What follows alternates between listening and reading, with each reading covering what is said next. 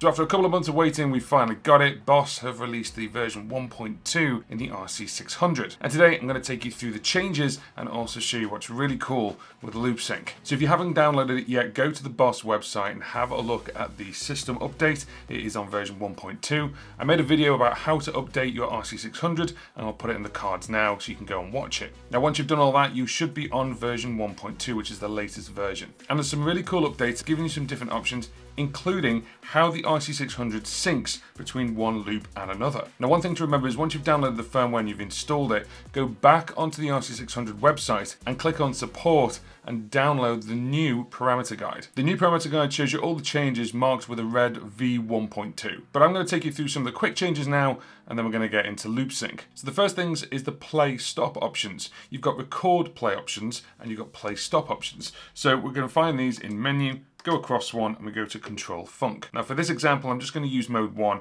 and this is actually this pedal here, and this is actually on track 1, record play 2. Obviously I need it to be record play so I can record my loops, but just for demo reasons, I'm going to move over to play stop. So what we now have for all 6 loops is 3 options. We've got play stop 1, which is just play and then stop, and that's it. We've got play stop 1 with undo, and that undo is if you hold it down. And then the other option is play stop 3, so you can play, you can stop, you can undo, and you can clear. Now this one looks a little bit confusing because it says 2 things to do when you're holding down. If you're playing and you hold down, it will undo. And then again, if you're playing, if you hold it down again, it'll redo. But then if you are stopped and hold it down, it will then clear. Now, right now it's specific to track 1, but you can have it on tracks 1, 2, 3, 4, 5, 6. Also, you can have it on current track. So if you're selecting a track, you can say current track play stop as opposed to track 1 play stop. And there we are, current track play stop 1, play stop 2, and play stop 3. Additionally, the all start stops have been changed. So all start stop 1, 2, 3 are the same. So we've got all start stop if you just tap it, and you can hold for all clear, or you can click, which is double tap for all clear. Where we've got the new bits is for 5 and 6, and you'll notice it says IMM. This is immediate all start stop. This is really useful if you wanted to all start stop if you've got the normal start stop as fade. This means you can have fade out and fade in on different tracks, then hit all start stop, and that still works. It won't fade them all out or fade them all in. You could even have both. You could have something like all start stop 1, which will stop and start, but it will carry on with the fades. But all start stop 4 will immediately stop it, regardless of whether that's in or not. All start stop 5 and 6 are very similar to 2 and 3, but it's immediate. So you've got all clear on hold, and you've also got hit all clear on click, which is double tap. The next one I'm really interested in is memory increase and memory decrease. So what they've done is they've added 2 new options. So this has been renamed as memory increase 1, and you can see there if I push or hold, it will increase to the next memory. But then I've always needed a second button if I wanted to decrease, and this is where memory increase 2 comes in. So you can either push for increase, which is tap the button, and then you can hold down to decrease. Or the alternative is decrease 1. So decrease 1 is decrease no matter whether you push or hold, but then decrease 2, you can tap to decrease or hold to increase. It's your choice. Now all of those controls are available for the buttons that are on the board itself and also external buttons as well. So if you're using something like an external button like an FS5, an FS6, 7, something like that, you can program that up exactly the same way as the internal buttons. All those options are both internal and external. So if you want to find them, you just come out of here and go to external, and you can change one of them for the same options. Now before we get into the LoopSync stuff, there's something that's been added to the effects, and I'm really happy with this. It's something I've wanted right from the get-go, which is a compressor on the slicer. This compressor is available on the pattern slicer and the step slicer. What I've found on the pattern step slicer is when you use it, your voice is pumping through really, really hard, and it cuts through, and that can be fine sometimes. Maybe you want it just to be sitting quite nicely a little bit in the background. So if we go into loop, go across one, and we go to either input or track effects because it's available on both. We can go into input effects. So let's go into pattern slicer. I've got it set on effects C, and it's here pattern slicer, and they've got all the same on page 1. It's when you go over to page 2 and you've got pattern depth, you've got 2 new dials. So we've got the threshold and the gain. So the compression threshold is to obviously adjust the input signal for the microphone, whatever you're using, or the guitar, and then the gain is to set the output of that sound.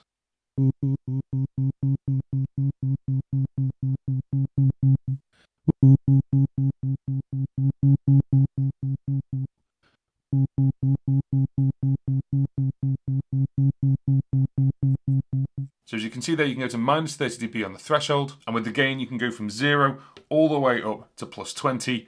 Please be careful with that.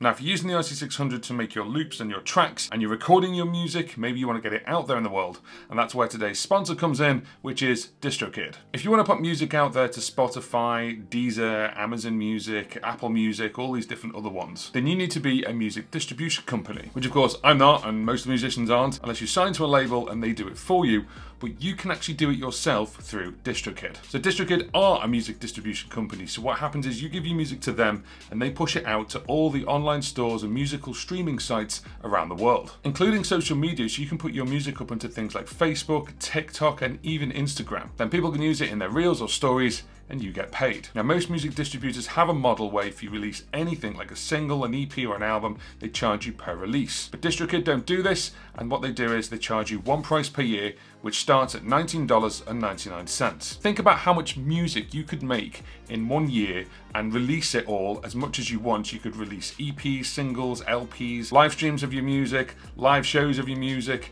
You could do so much. And with the link that's on the screen now, it's also in the description box below, we can give you 7% off your first annual membership with DistroKid. Now, they have a couple of tiers. They have the first one, which is $19.99, and then you've got the middle one, which is Musicians Plus, which is the one I'm on. So you've got 2 different outfits, so you can have 2 different artists, but you can also schedule the date of your release, plus do a couple of extra things as well.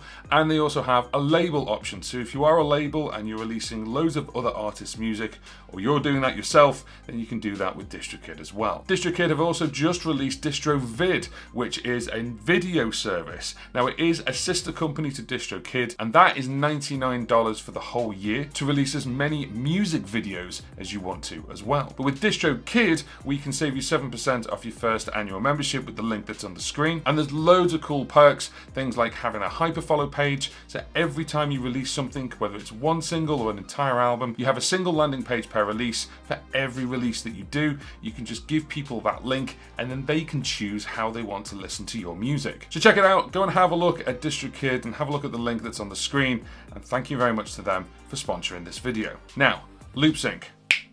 So the reason why most of you are here is because of the big change for version 1.2, which is the loop sync changes. There are now 3 options to choose the record and playback behavior when loop sync is on and another track is playing. Now, what Boss say is it gives you added flexibility when you're in multi-mode, or whether you're having a combination of multi-mode and single mode. So let me step you through this. Now, this is dependent per loop, which is fantastic because you can have different options depending on what loop you're doing. But let's go into loop. We've got track, we've got record, and we've got play. Now, the big one is track. Now, if you go into track, nothing's changed in the first 2 pages. So if you go across one and go across one again, this is where you'll see the change. Now, we've got the play mode, which is multi, that's what I've got, and I've got this set to free. I've got this as the measure is free because when I record the first measure, it's going to figure out the BPM for me. But then on track 1, we've got loop sync switched on, and the first one you've actually got is loop length. Now, this is the way the RC-600 was in the previous version. So if it's on loop length,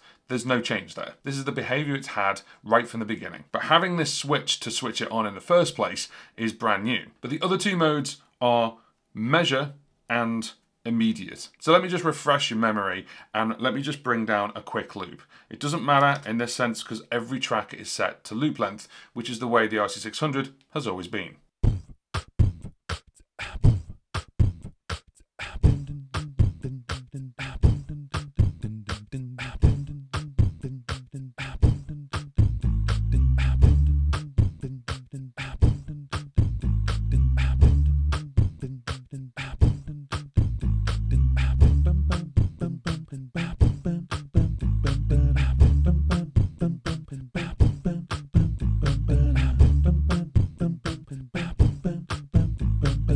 So we've got our track here. Let's go into loop 1 and see what happened. So if we go into loop, we go to track 1, you can actually see that is 1 measure based on the tap tempo. So 1, 2, 3, 4, 1, 2, 3, 4. That's 1 measure. If we go and press loop, we'll go over to track 2 straight away. So that's double. It's 1, 2, 3, 4, 2, 2, 3, 4. So 3, 4, 2, 2, 3, 4. And this one's actually the same. It's actually, if we go across, you can see it's in 2 there. And that's no problem at all, but it's when you start getting into playing things back. So what I'm going to do is I'm going to stop loop 2 and bring it back in right about halfway through. Okay, stopped. bring it back in.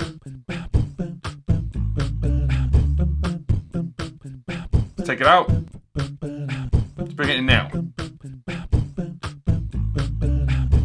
So it's almost like it's not stopping, it's just being muted. So loop length, what it does is it actually turns the loop off, and all it's really doing is it's muting that loop. And when you bring it back in, it's coming back in at the same time it was compared to the other loops. Let's now go back in and change things. So I'm going to go into loop, I'm going to go into track 2, and we can go across. So this is on loop length, let's change it to measure. So now what we can do is we can bring this in at the nearest measure. So let's start these two again.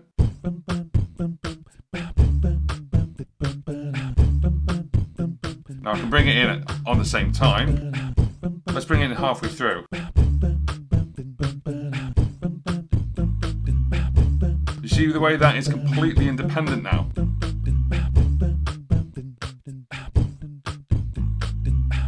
Now if I bring this back in, that's tied to the first one because it's on loop length.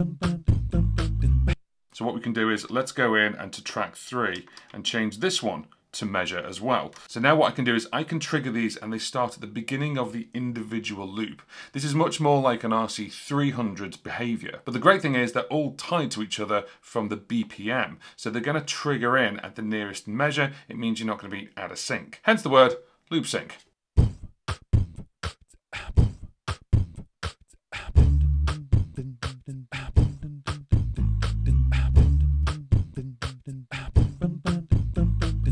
See the way it's queuing itself up? Let me just change track 1 over to measure as well. So all 3 tracks are on the nearest measure, okay?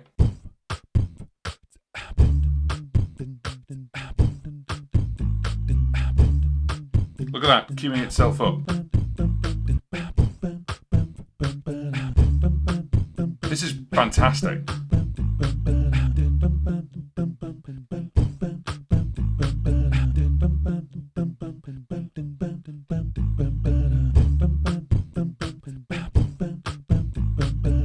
So that's measure for loop sync. Let's have a look at the other one.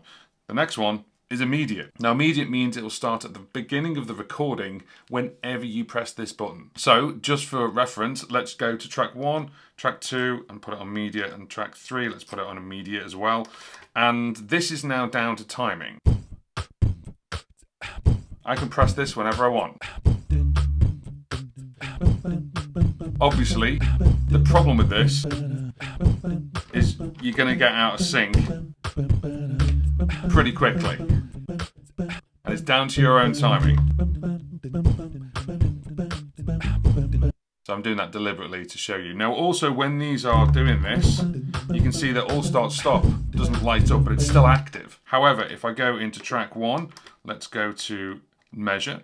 Track 2, let's go to measure. Track 3, let's go to measure. And then what we'll do is we'll turn these on. You can see that says active, as if all tracks are active, because the loop sync is actually waiting for you to say all start stop at the same time. I hope that makes sense. Now obviously the other option is turning that switch off, turning loop sync off completely, and of course you can do that. Now the reason why you would do that is because maybe you're recording something that has got no measure whatsoever. You don't need it to be 2 bars, 4 bars, whatever. You'll hit it to record and then you'll hit it again to stop, and it's that length, that's it.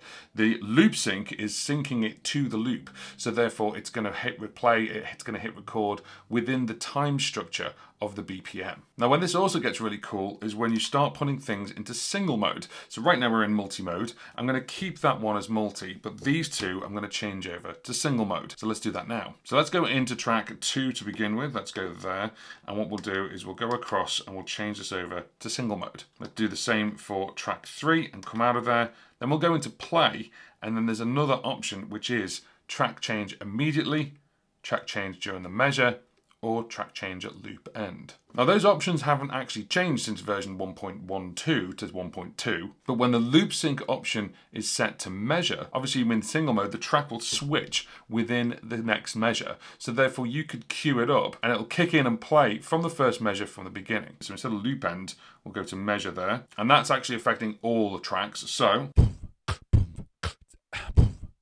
let's play this. And Now this will actually change over on the nearest measure. You don't have to wait for this, you don't have to wait for it to go all the way around.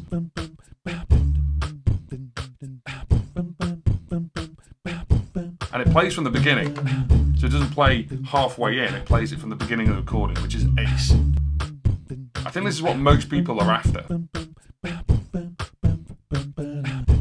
And I think this is what most people have been after, because what they've been missing is if they hit this, they've got to wait for this to get to the very end before that kicks in. Or what it'll do is if you change it over, it's like that one's muted and that one's unmuted, but it's already going round. This is not going to go round until you tell it to. Of course, the last play option with single mode is immediate. So let's do that. Let's go to play and just go to immediate. And now if we go to immediate on these two as well, let's change that over. You can just play whenever you want. And it's playing from the beginning every time.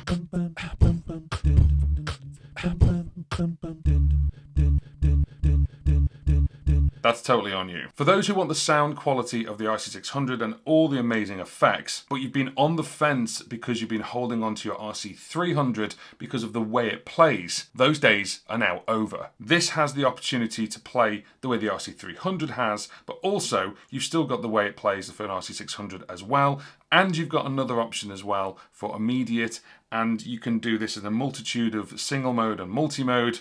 It just gets better and better. Plus the nice options for play stop, and also the options for a compressor in the slicer is a really, really nice added advantage. Certainly, as I said before, when I use the slicer for me, it kind of cuts through the PA and it's a bit much. So having that compressor there and adding that in was a really nice touch. Now, if you want to get super deep about the RC-600, I've done a playlist of every video I've done right from the very beginning, and I'll put that on the screen now so you can go back and binge watch it.